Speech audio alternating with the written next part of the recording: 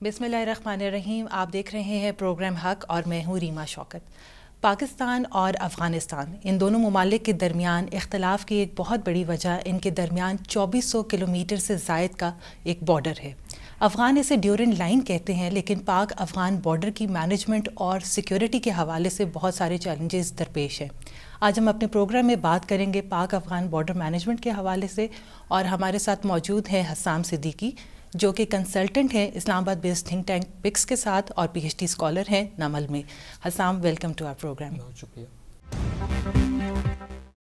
حسام، سب سے پہلے تو یہ بتائیے کہ آپ بارڈر مینجمنٹ کو کیسے ڈیفائن کریں گے؟ ریما، سب سے پہلے آپ کا بہت شکریہ کہ آپ نے مجھے اپنے پروگرام میں ایک بہت اہم موضوع پر بات کرنے کے لیے دعوت دی. بارڈر مینجمنٹ بیسکلی اسٹیٹ کی وہ پالیسیز ہیں جن کی مدد سے وہ اپنے بارڈر کو کنٹرول کرتی ہے، اس کو مانیٹر کرتی ہے اور اس کو افیکٹولی مینیج کرتی ہے. ان پالیسیز میں آپ کی ٹریڈ کی پالیسیز جو ریلیٹڈ ہے آپ کی امپورٹس اینڈ ایکسپورٹ سے، آپ کی کسٹمز، آپ کے سیکورٹی ایجنسیز جن میں آپ کی انویسٹیگیٹو پلس انٹیلیجنس ایجنسیز کی ورکنگ، آپ کی ڈرگ ٹریفکنگ، آپ کی ہیومن ٹریفکنگ، آپ کی ویپن ٹریفکنگ، اور ایک سب سے بڑا ایشو آپ کی illegal flow of people across the borders. بالکل. ہم یہاں پہ پاک افغان بارڈر کے بارے میں اگر بات کریں تو یہاں پہ ایک بہت بڑا ایشو ہے ٹیررسٹ کا inflow from Afghanistan to Pakistan, جس کی وجہ سے پاکستان پچھلے 18 سال سے، جب سے 9/11 کے بعد سے یو ایس نے افغانستان پہ اٹیک کیا ہے اور ٹیررسٹ کا inflow from Afghanistan to Pakistan ہوا ہے، تو پاکستان بہت شدید طرح سے ہر ایریا میں افیکٹ ہوا ہے. حسام، اسی میں آپ بتائیے گا کہ اب آج کل ہمیں ایک انٹیگریٹڈ بارڈر مینجمنٹ کی ٹرمینالوجی سننے میں آتی ہے، تو وہ کیا ہے؟ Integrated border management basically European union کی ڈیفائنڈ ایک ٹرم ہے. جب یورپ میں مائیگرنٹس کا انفلو ہوا تو انہوں نے انٹیگریٹڈ بارڈر مینجمنٹ کو ڈیفائن کیا. Integrated border management basically cooperation اور کوآرڈینیشن ہے among all the relevant stakeholders جو کہ بارڈر مینجمنٹ سے ڈیل کرتے ہیں. This is basically to have an open and secure borders. ٹھیک ہے، آپ مجھے پاک افغان بارڈر کا جو ہسٹوریکل پرسپیکٹیو ہے اس کے بارے میں تھوڑا بتائیے. ریما، سب سے پہلے تو میں آپ کو یہ ڈیفائن کرتا چلوں کہ افغانستان اسے آج بھی ڈیورنڈ لائن کہتے ہیں، جبکہ پاکستان کے نزدیک یہ بارڈر پاک افغان بارڈر، بالکل ایک ڈیفائنڈ باؤنڈری لائن آپ کہہ سکتے ہیں کہ موجود ہے دونوں ممالک کے درمیان. بالکل. لیکن افغانستان کے نزدیک یہ آج بھی کنٹروورشل بارڈر ہے، اور افغانستان اس بارڈر کے حوالے سے سنس 1947 ٹل 2018 ہمیشہ کنٹروورسیز کریٹ کرتا رہا ہے. اب اس بارڈر پہ 3 ایشوز ہیں. First is the legality of border, second is the management of the border, and third territorial claims of Afghanistan towards this border. ہم سب سے پہلے لیگیلٹی کو دیکھ لیتے ہیں. افغانستان کے 3 میجر کلیمز ہیں اس بارڈر سے related. First is that Pakistan is not a successor of British India but it is a new state. اس کا جواب میں اگر اس طرح دیتا چلوں، انٹرنیشنل کورٹ آف جسٹس نے ڈیفائن کیا ہے، ان کے ایک لا ہے جس کے مطابق Pakistan is a successor of British India.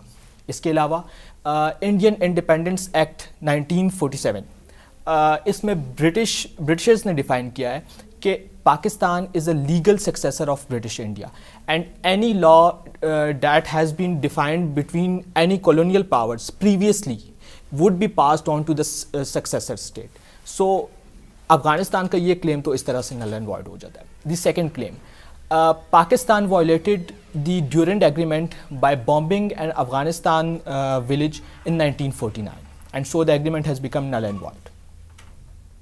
اس کا جواب اس طرح سے ہے کہ Afghanistan can not unilaterally declare any agreement null and void.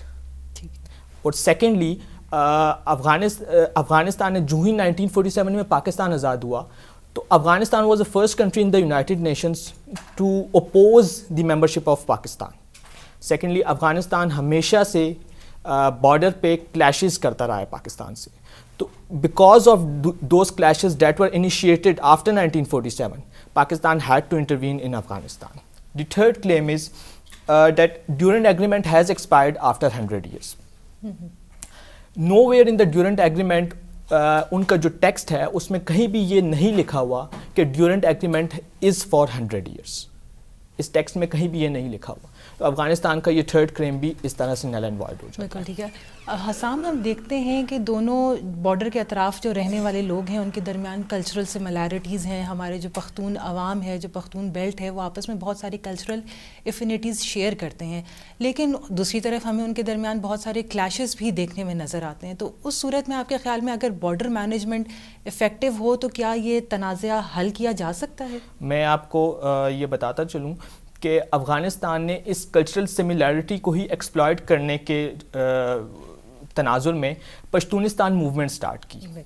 اور پشتونستان موومنٹ کے ذریعے بیکاز افغانستان کو یہ جو ڈیورنٹ لائن کا ایگریمنٹ تھا, یہ جو پاک افغان بارڈر ہے, اس کو کیونکہ برٹش پرائم منسٹر نے برٹش پارلیمنٹ میں ریکگنائز کیا ہے, برٹش سکسیسو گورنمنٹس نے اس بارڈر کو ریکگنائز کیا ہے, تو افغانستان نے انٹرنیشنل اٹینشن گین کرنے کے لیے یہاں پہ پشتونستان موومنٹ سٹارٹ کی. 1961 ٹل 1964 پشتون ڈے مناتے رہے افغانستان. بالکل ٹھیک ہے. حسام, آپ کے ساتھ گفتگو کا سلسلہ ہم جاری رکھتے ہیں, یہاں لیں گے ایک چھوٹی سی بریک. جی حسام, ہم کلیشز کی بات کر رہے تھے. ہم نے دیکھا ہے کہ 9/11 کے بعد پاکستان اور افغانستان کے درمیان تعلقات میں ایک بہت بڑی شفٹ آئی ہے. تو آپ کیا سمجھتے ہیں کہ بارڈر مینجمنٹ کے حوالے سے اس کے 9/11 کے بعد اس کے اوپر کیا اثرات پڑے ہیں؟ 9/11 سے پہلے یہ بارڈر کمپلیٹلی پورس تھا. ہمارے بارڈر پہ 2017 سے پہلے تک کوئی باؤنڈریز نہیں تھی. ہمارا بارڈر کمپلیٹلی پورس تھا. افغانستان بالکل ہم دیکھتے تھے کہ بڑی آزاد تجارت بھی ہوتی تھی, لوگوں کا آنا جانا بھی تھا, لیکن اسی صورتحال میں جو انفلٹریشن آف ٹیررسٹ سٹارٹ ہوئی اس نے بہت بری طرح افیکٹ کیا پاکستان کی بھی سیکیورٹی کو, اور افغانستان تو ہمارے سامنے انفلٹریشن آف ٹیررسٹ سٹارٹ ہوئی soon after United States invaded Afghanistan. جو ہی امریکہ نے افغانستان پہ حملہ کیا اور افغانستان ایک وار زون بن گیا, تو انفلٹریشن آف ٹیررسٹ سٹارٹ ہو گئی.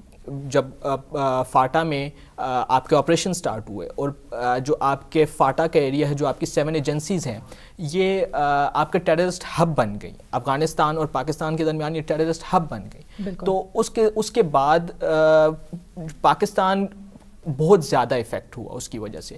اس پہ پاکستان پہ بہت زیادہ اس بارڈر کی وجہ سے بہت زیادہ افیکٹس آئے. میں آپ کو کچھ اس کے متعلق بتاتا چلوں.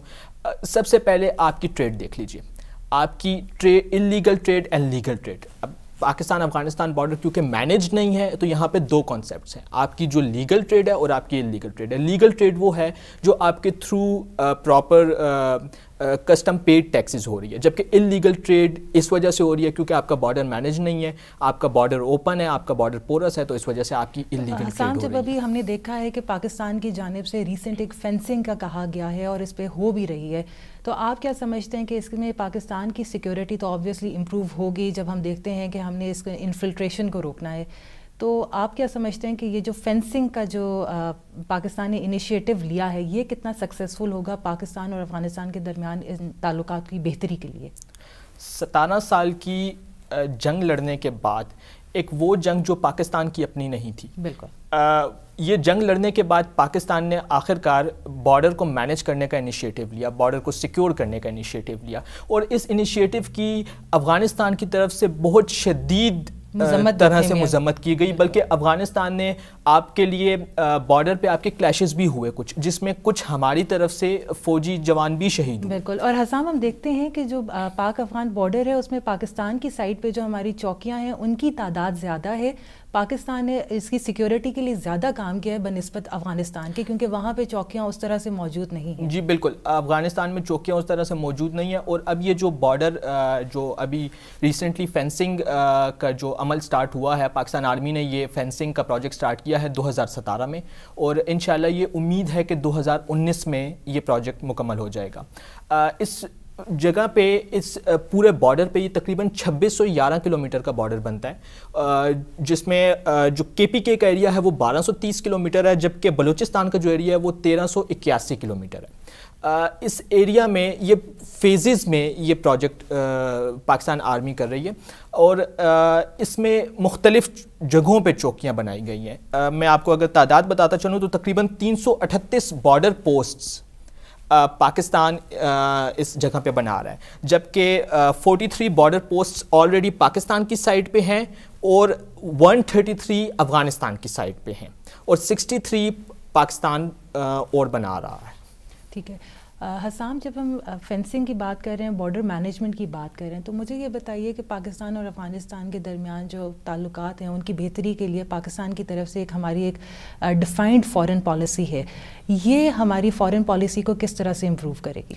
ایک سیکیور بارڈر، ایک کمپلیٹلی مینجڈ بارڈر اب پاکستان کی فارن پالیسی میں ایک بہت اہم کردار ادا کر سکتا ہے. جبکہ پاکستان کا ایک 2600 کلومیٹر طویل بارڈر افغانستان کے ساتھ ہے اور افغانستان کے ساتھ ہمارے برادرانہ تعلقات ہیں، ہماری کلچرل ایفینٹی ہے ان کے ساتھ، ہماری پشتون قوم کی لنگوسٹک ایفینٹی ہے ان کے ساتھ، ہماری ڈیکیڈز اولڈ، ہماری سینچریز اولڈ ایک ایفیلیشن ہے، ایک ایسوسیشن ہے ان کے ساتھ. تو پاکستان کا ایک مینج، پاکستان اور افغانستان کا 2600 کلومیٹر طویل جو بارڈر ہے، یہ اگر مینجڈ ہو جائے اور اس میں افغانستان کی طرف سے ہمارے ساتھ کمپلیٹ کوآپریشن ہو جائے تو یہ ہمارے فارن پالیسی کے گولز میں ایک بہت اہم کردار ادا کر سکتا ہے. ہماری سیکیورٹی بہتر ہو سکتی ہے، ہمارا جو ٹیررسٹ کا انفلو ہے وہ ختم ہو سکتا ہے، پاکستان سیکیور اینڈ پیسفل ہو سکتا ہے. اور اس کے ساتھ ساتھ افغانستان جو پاکستان پہ الزامات لگاتا رہا ہے، ان الزامات کے جوابات افغانستان کو مل جائیں گے اور افغانستان بھی اس کو ایک موقع مل جائے گا پیسفل اور سیکیور ہونے کا. ٹھیک ہے حسام، آپ کے ساتھ گفتگو کا سلسلہ ہم جاری رکھتے ہیں، یہاں لیں گے ایک چھوٹی سی بریک.